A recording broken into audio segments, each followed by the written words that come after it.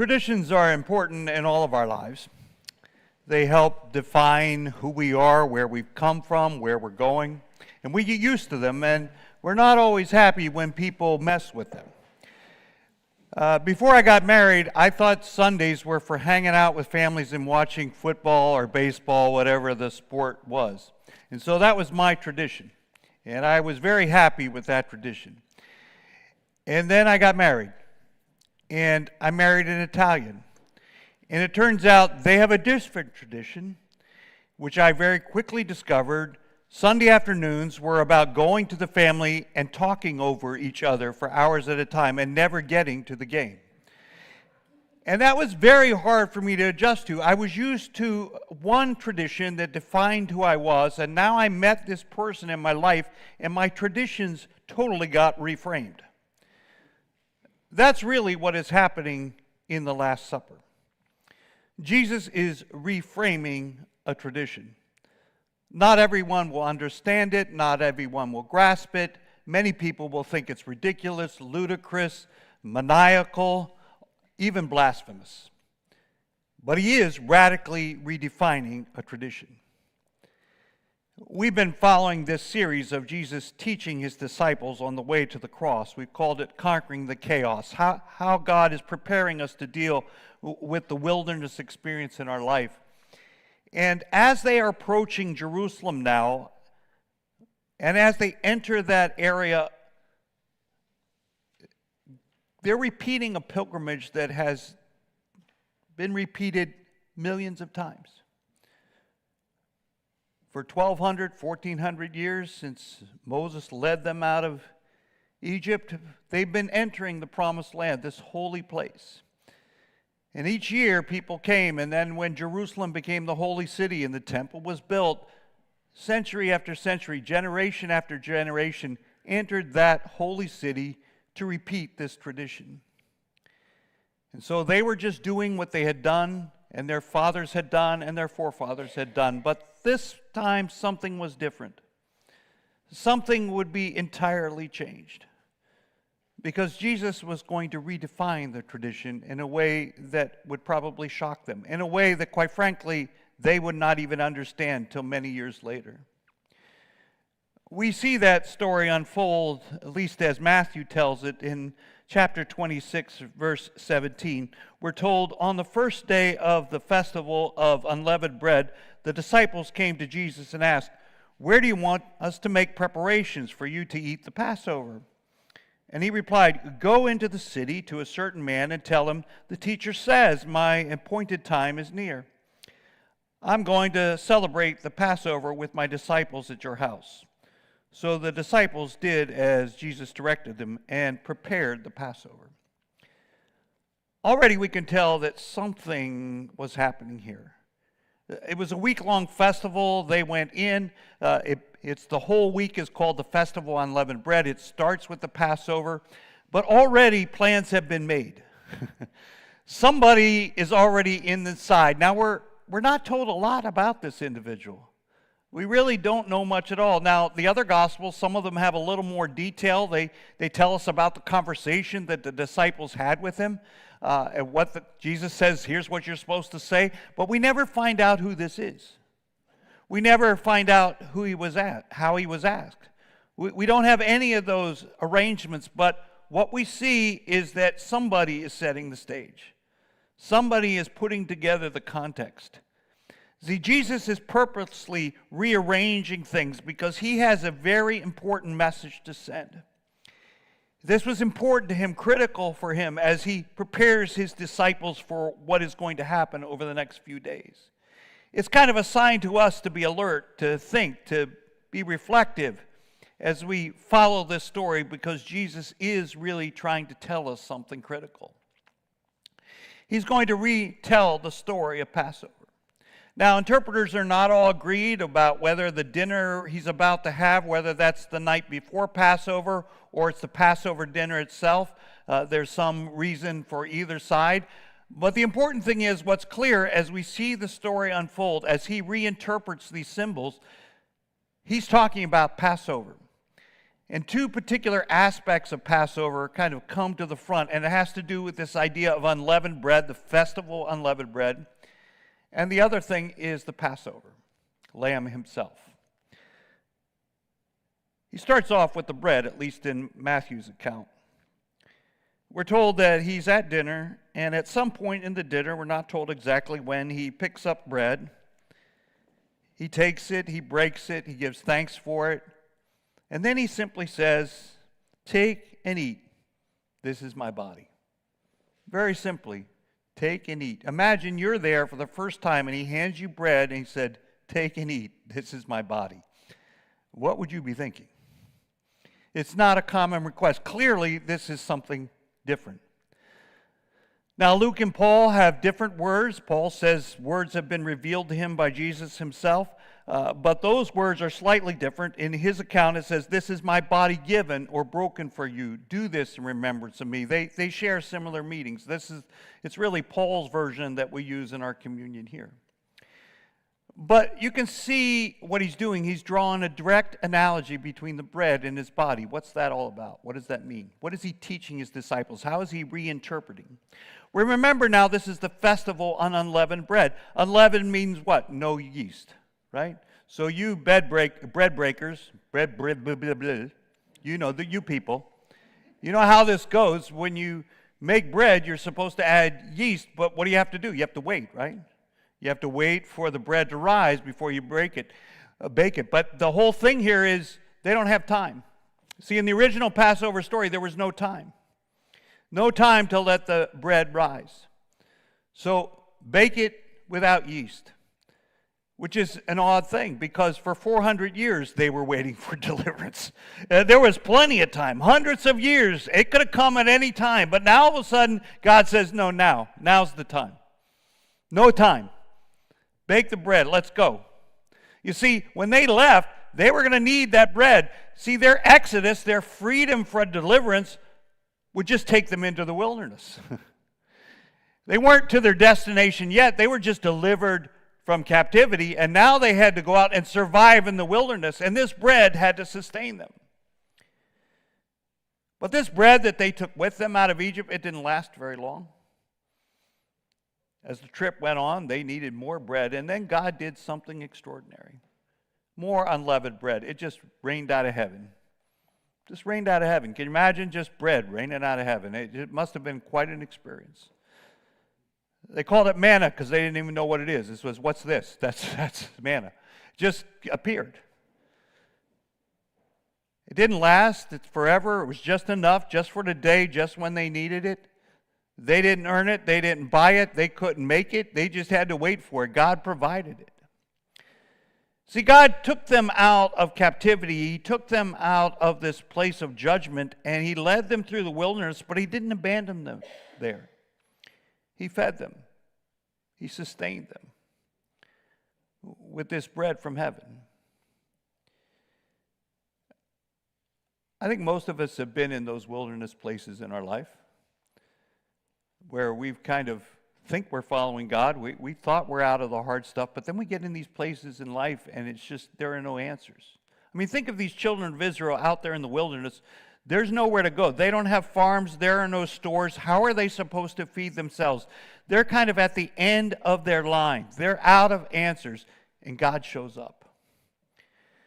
We've all been in those places. Sometimes it's physically, like our bodies just stop responding. And we've tried everything we could do. We've gone to all the doctors. We've done everything we could do, and we're just out of answers. And we're stuck in that physical wilderness. Sometimes it's psychologically. We just can't do it anymore. Life is just too overwhelming. The grief is too overwhelming. The hardship is too overwhelming. The disappointment, the despair, the anger, the frustration, we just can't do it anymore. We're at that wall. Materially, we can't do it anymore. The ends won't meet.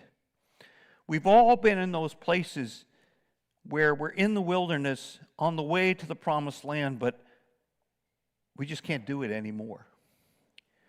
What Jesus is saying to the disciples is that He will sustain them even in the wilderness when it seems that there's no answers, where we are at the wall. He talks about His body. His body is the bread. How is his body doing that feeding? How is it sustaining us? You see, the truth is, the body of Jesus was like our body on every level. He too felt those moments of physical pain where there are no choices. He hung on a cross. He felt the betrayal that we all feel from one another. He felt the emotional angst and anguish that we all feel. He experienced the injustice of the world in which he lived, where he's unjustly accused. Nothing he could say was right. He's been in the wilderness. In fact, he actually went into the wilderness to be tempted. So his body experienced what our body experienced.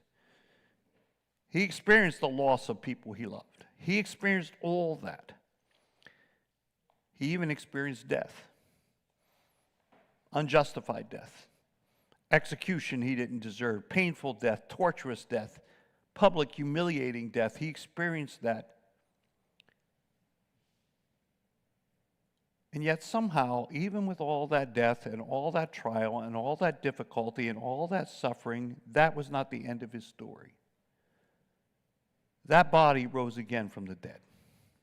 Even death could not hold that body. So when Jesus says to his disciples, take, eat, what he's saying to them is, when you get lost in the wilderness, when you get stranded like the children of Israel, I will be there for you. Like the manna from heaven, I will be there for you. When you feel there are no other answers, I will be there for you. Somehow, I will get you through. Just like he himself lived through those difficult moments and times. He proved it's possible. He did it. And even if in the end of the day it means we transition from one life to another, he's still there. He doesn't go anywhere. This is bread that is beyond our physical bodies. This is bread that nourishes us for eternity. So when he says to his disciples, take, eat, this is my body given for you, he's saying this is life. This is my life for you. I will sustain you through whatever you're going through. I will give you life. I will give you that power that it takes to survive what we must survive. And when this life is done, I will just give you another one. I will give you a new body, better, transformed. That's the promise in that bread we eat together. It's the promise of the powerful, everlasting, abundant life of Christ given to us. We didn't deserve it. We didn't earn it. We can't buy it. It's just God's manna from heaven that says it's yours. I will sustain you. But I said there's two symbols in this supper. One is the bread, the unleavened bread. And by the way, the disciples, they were about to experience their exodus too. Remember, the whole idea behind the unleavened is you don't have time. The disciples didn't know in just a few days they were going to have an exodus of a different type. They didn't have a lot of time either. It was in a few days their whole life was going to change. But there is this other symbol. In addition to the bread, there is the Passover lamb. Jesus is going to redefine that as well.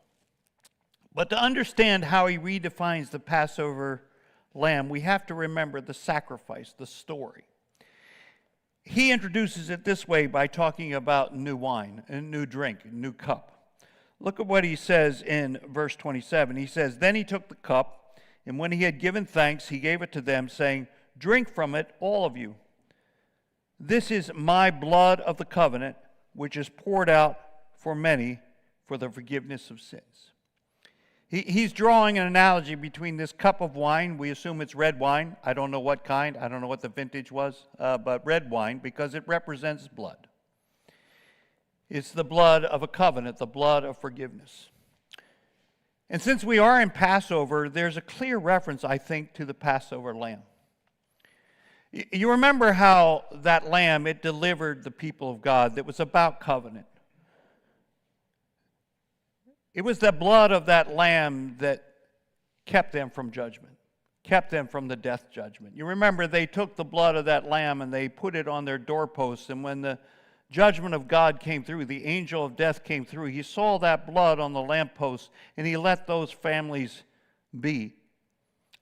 Judgment was somehow suspended when you were covered by the blood of the lamb. Now, it's not because these people that had the blood of the Lamb were any better than anybody else. They were just as sinful as everybody else. In fact, if anything, they were more to blame because they knew the God of creation and they chose to rebel and reject. So they were more guilty on many ways than their captors. But somehow God said, for some reason, I'm saving them and I'm doing it now. And the mark of that was this blood of the Lamb on their homes.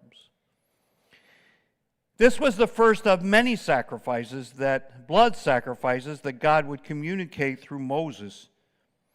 This idea of these animals on an altar, the blood flowing, somehow that made it possible to have a relationship, a restored covenant relationship with the Holy Father.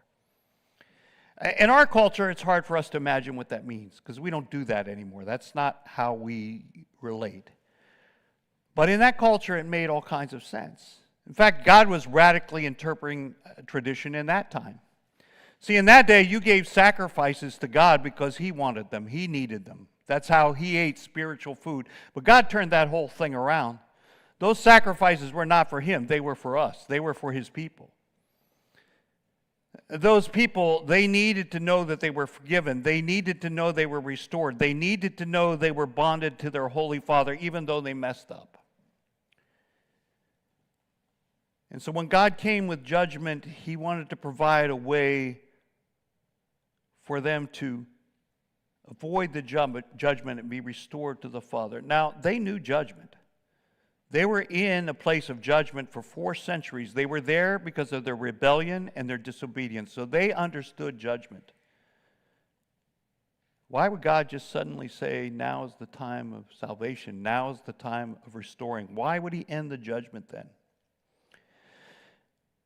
Judgment's another one of those concepts we don't like or understand in our culture. We don't like to be judged. We don't let people judge us. Who are you to judge us? We don't like that. But if we're honest, we have to admit we live in a judged place.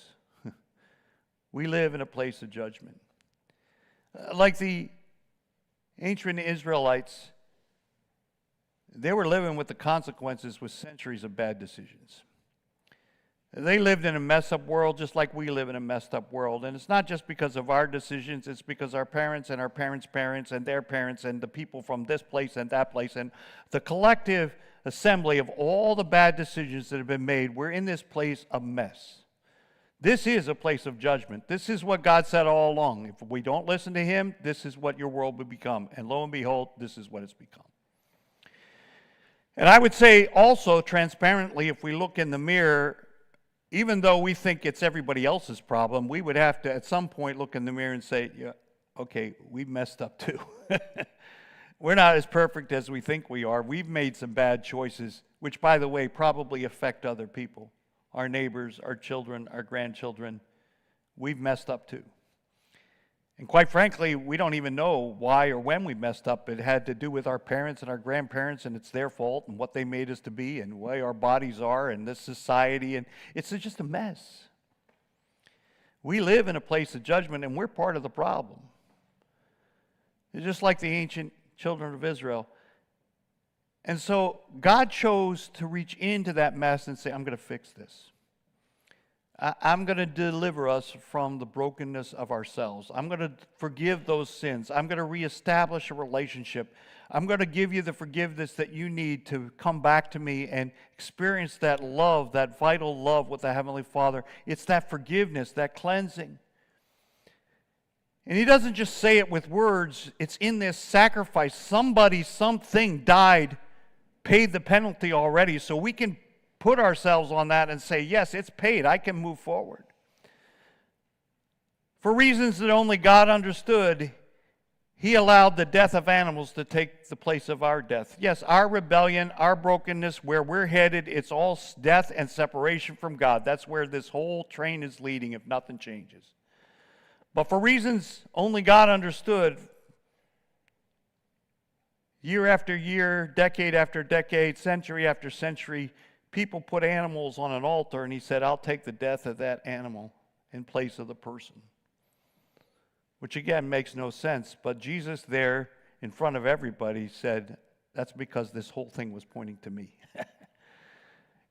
That's a radical reinterpretation of a tradition.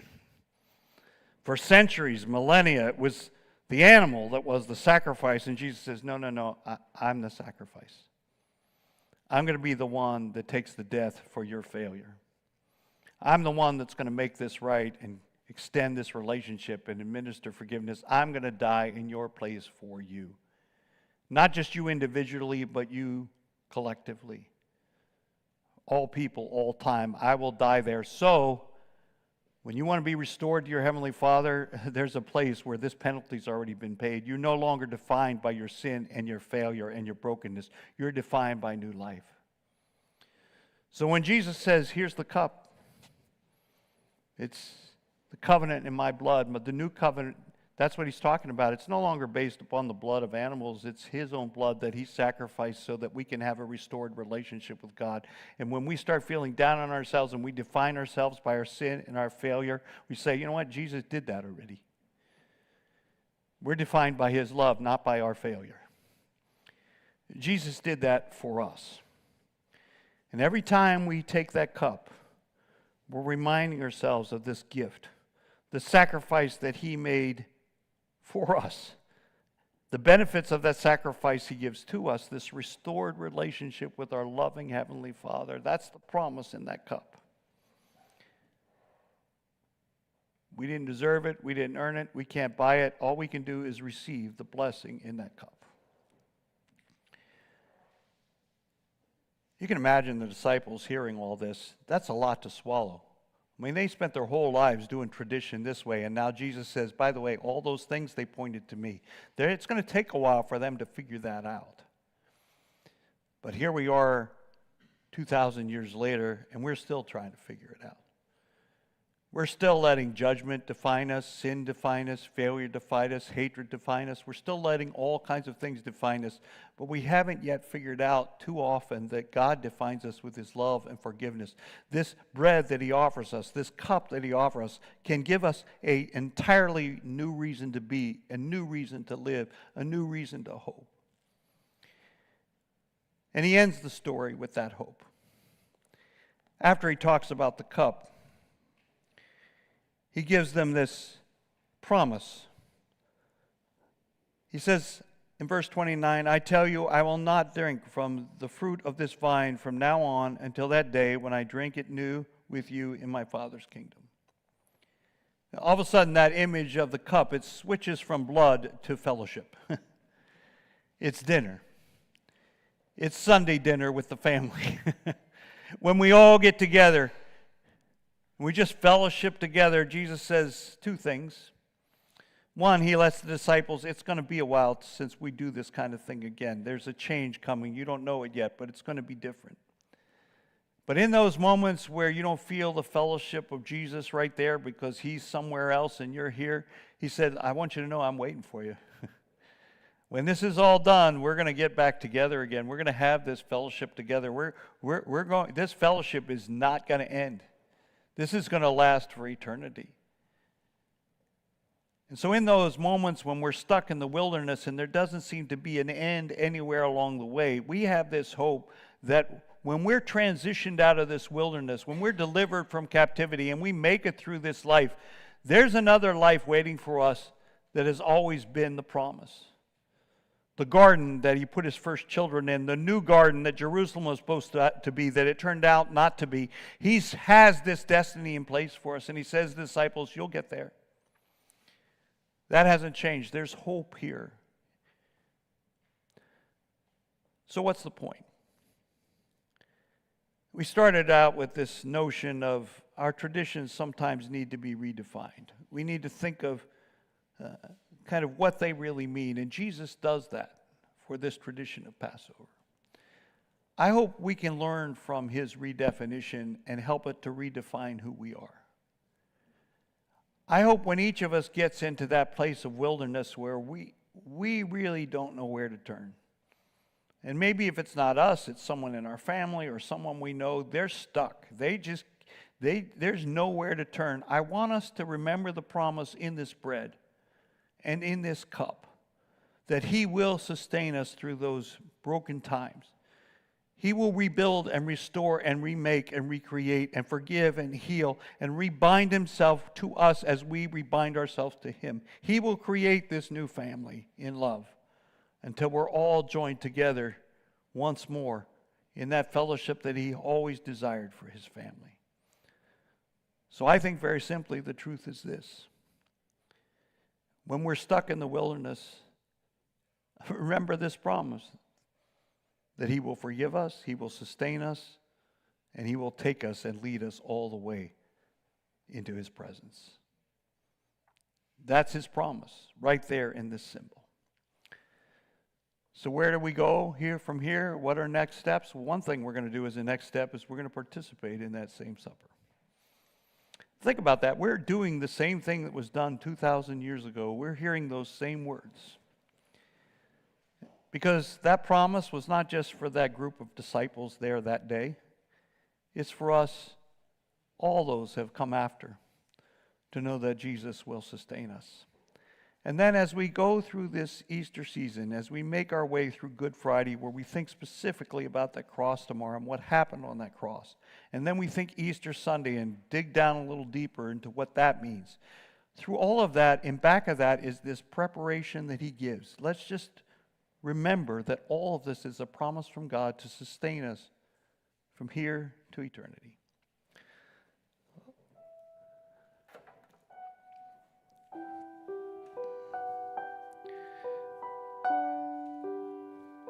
When you came in today, you should have received a little cup. It's how we do communion here at Roser. Is there anybody here that wants to participate that somehow missed that? Because that happens sometimes. I know in this small chapel, not as much. Anybody miss it? No?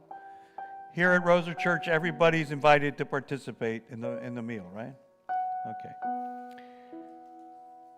If you look at that cup, there's two tabs. The top one is clear. If you pull that up, that's how you get to the wafer. And the second tab is the cup itself.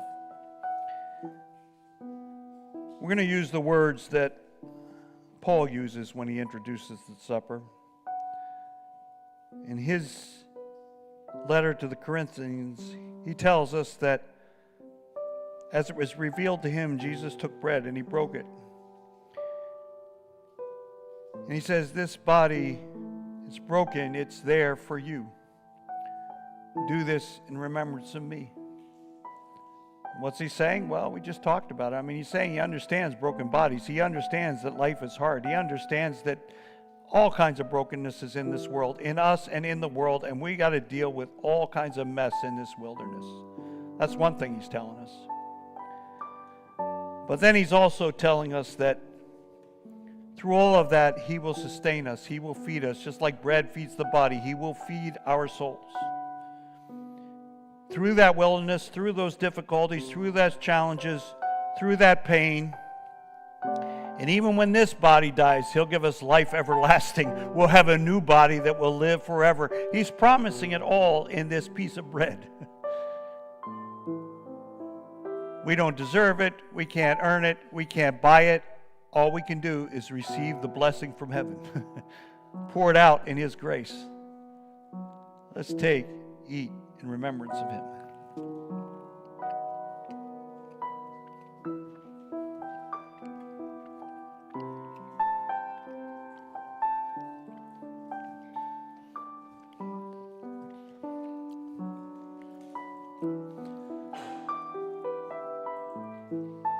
Later in the meal, we're told that Jesus took the cup. Again, using Paul's words, he says, this cup, it's the new covenant in my blood. Do this whenever you drink it in remembrance of me. Again, covenant is all about relationship. What he's saying is, I want to have a new basis for our relationship. We have a whole new reason why this love relationship can happen. It's not based upon your perfection or your works or anything you can do. We fail. It's not like a contract that says if you live up to these standards, then I'll love you. If you don't, then I won't love you. That's not the kind of covenant God has with us. His covenant is, no, I love you. That's it. To the point that he sends his son to die on a cross to make sure that we know he loves us. And that love it cannot go away. He pours out his life, and then he wants to give us that life, to pour that holy, righteous life inside of us, to make us the people, to recreate us, to be the people he made us to be. It's all promised here in this cup. Let's all drink together, remembering that by his stripes we are healed.